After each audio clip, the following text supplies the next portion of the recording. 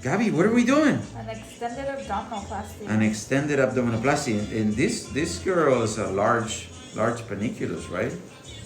Yeah, panniculus is this part that hangs, you know. We call it the panniculus. But notice how slow I go and how meticulous we are. And what do you see there, Wendy? Well, we definitely see no blood. No blood, huh? This is incredible.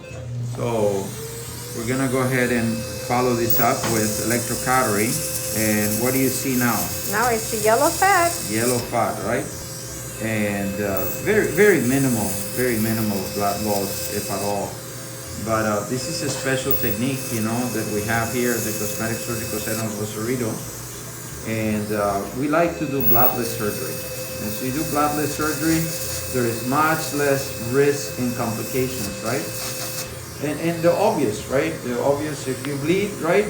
Even a little kid knows that, you know, they see blood, they don't like it, right? They start crying. And obviously, blood loss leads to anemia. Anemia can cause, you know, weakness, and weakness is gonna have lack of energy, and you have lack of energy, you're not gonna walk, and if you don't walk, you can get a blood clot, right? And especially also this numbing medicine that we put here is gonna give her pain relief for at least the next 2 days. So she's gonna be walking because she doesn't have pain. When she's walking, she's gonna prevent the most lethal complication, which is that of a blood clot. That can kill you. Blood clot from the legs go out to the lungs and can kill you. My father died that way, and my father died from a massive pulmonary embolism. And I devoted all my life to prevent this complication. And that's the one thing that can kill you. And thanks to God, we never had anybody die. And we want to keep it this way. So I think this is important, not because only there is less bleeding, but also because the pain medicine that we put in here, all this fluid is pain medicine, right? It's water, salt, and the numbing medicine that you use when you have dental work, you have teeth taken out or cleaned. It's the same medicine, but it's diluted in all these water. It's physiological saline, you know. It's sodium chloride. And so all this water, you see, we have no bleeding, but we have all this saline solution. And so this stays in the system for a couple of days. So it's gonna give her much less pain, less bruising, less bleeding, and a way faster recovery. But more importantly, less risk of a blood clot. Thank you. So I'm concerned about these. This could be a hypertrophic scar or a keloid. I told her that, but she healed well on this other scar. So, you know, this abdominoplasty, they tend to have tension. And so we try to do it with not so much tension so that she heal well and doesn't produce this scar that, you know, it came from a piercing. So I usually don't like to do these type of cases because I don't want the whole scar to be like this and maybe all around here, and it can happen. So I tried not to do these cases, but I made an exception on her, and I'm praying that she would heal well. And people say, well, how come she healed like that? It's genetic, right? It's a genetic predisposition. Some people just heal that way. And so what you gotta do is avoid it, you know. I usually look at the earlobes, because the earlobes, the worst areas for healing are the earlobes, the shoulders, you know, the deltoid, and the breast. So if they have any breast scars from prior surgery and they don't look good, I don't operate on them. If they have like a meatball on the place where they did the, I don't know if you ever seen somebody that has like a meatball, and I mean a meatball, but it's actually their own tissue, right? Around the piercing of the earlobes. That's a keloid. A keloid is a scar that goes beyond the initial margins of the wound, right? So the wound for a ear piercing is tiny. Like here, for example, I think the piercing was small, yet look at the big scar that she formed.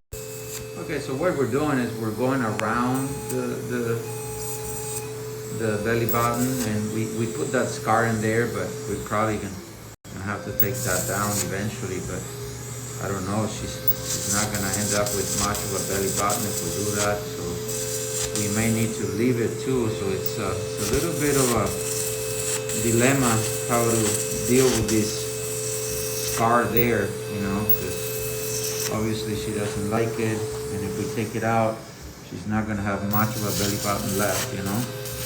So it's and she may have even this thing can get even bigger, you know. So we talked about those things, so we're hoping and praying that she does well. Thank you.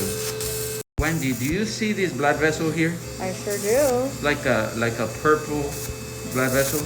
Yes. That is a branch of the inferior epigastric artery. Is the biggest artery here, providing blood supply to the specimen, which is what we have in our hand right there. You see? So what I'm doing is I'm going through this artery, and I'm already coagulating it. This is an electrical instrument, and I basically went through the biggest artery in this area. It's called a perforator because it perforates through the fascia, and it usually leaves a hole behind right there, and absolutely no bleeding. Incredible. And this is her belly button. You see it with that prior scar there. That's gonna be hard to see. That scar, man, it's gonna be hard to avoid. I think we may need to leave that scar behind.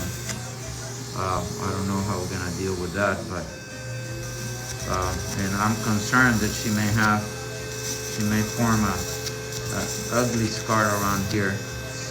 And this is the belly button, and see how I'm peeling the belly button like a mushroom, right? Like you see what I'm doing? So it looks like it's a little blood vessel here. So it looks like I don't let anything bleed, but see, it looks like a little mushroom. You see that? And the stalk of the mushroom, that's the stalk of the belly button, right? It's incredible. Thank you. Okay, so what do you see there, Wendy? I see beautiful yellow fat. Look at that, incredible, huh? Mm-hmm. So this is called the specimen. This is the area that we remove. When I learned how to do this procedure, the surgeon told me, you know what, just get a knife or a big Mayo scissors. Those are some big scissors, and just cut that out. And no worries, because whatever it is, this is gonna be thrown away, which is true. But you know what? The blood that you lose is real blood. It's the patient's own blood. They lose it. When you do this, you can lose 1 or 2 cups of blood during this whole procedure, right? But here, we do it in a completely bloodless or minimal blood loss, right? Instead of losing 1 or 2 cups of blood, we lose basically 1.5 or 1 teaspoon. It's basically nothing, right? And we do this, look at that, beautifully. In this particular case, I'm leaving her a little more. I'm not doing this under great tension, because you never want to do anything under a lot of tension, but especially in her case, I'm going to do this scar with minimal tension because I don't want her to keloid, right? So that's important. And I'm also electrocoagulating on the side of the specimen so that there is no risk of, bad scarring from the burn edge. Thank you. And this is the specimen from the left side. As you can see, no bleeding. Thank you. Thank you. This is the specimen on the right side. No bleeding. Thank you. Gabby, what are we doing? Making a new home for the belly A button. new home for the belly button is right? And do you see any bleeding? No bleeding. It's incredible, huh? So I'm using a knife, yet there is no bleeding, right? And the reason why is because I just go down to the dermis. The dermis is this white membrane that you see here. And this is not part of the abdominoplasty technique. This is something that I came up with, and it's not a big invention or anything like that. It's just something simple. It doesn't offer any benefit to the patient other than it offers a bloodless feel, because the dermis doesn't have significant blood supply. So it's white like that, and that's a layer of skin. And we do this routinely when we do breast lifts, right? And that's part of the depithelialization when you do a breast lift. That's part of the technique, right? But we don't do it here for that reason. We do it here to avoid bleeding. And what are you gonna do now, Gabby? I'm gonna cool the area. Yeah, cool the area, because this produces heat, and of course, you know, we don't want any burn edges here, because this is our actual belly button. So we want it totally without any burns. So that yellow thing you see there is the fat. The white thing you see is the dermis of the skin. And now I'm gonna go deep in there and find my finger. And now I find my finger, I pull it through, and Gabby cools the area with room temperature saline. Right, Gabby? Right. Thank you.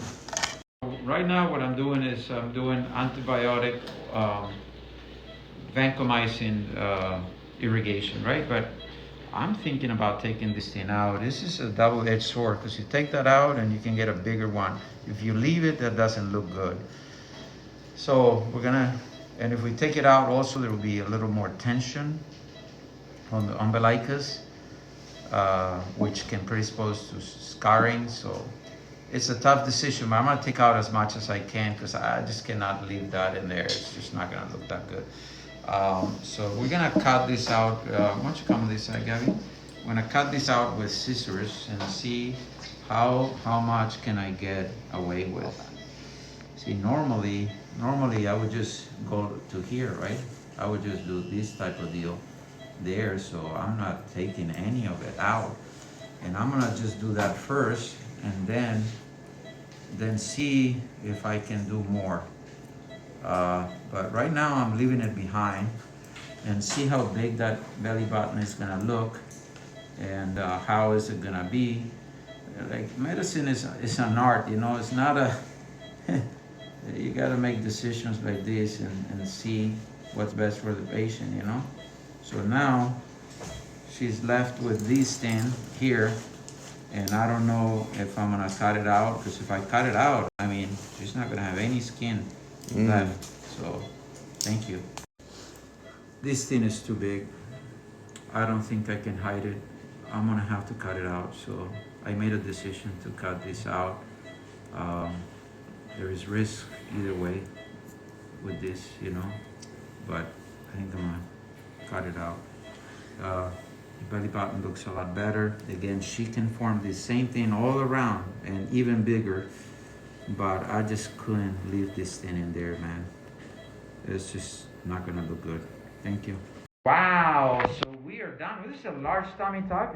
A few nice things that I like. Let me point out, like, this line here. You see the lines on either side of the rectus abdominal muscle, which is a six-pack. Another thing I want to point out, look how we took out that scar that she had there. Is probably a hypertrophic scar or keloid. Let's hope that that's not the case, but we took it out. We took a chance with her. I don't think I could have hid it, and let's hope and pray that she heals well. You can see zero liposuction, yet she has a high definition look with the tummy tuck. Here at the Cosmetic Surgical Center of Cerrito, and the belly button is sinking in. She looks beautiful. The scar is very low. She can hide it in a bikini. And this is a large tummy tuck, so we're very happy.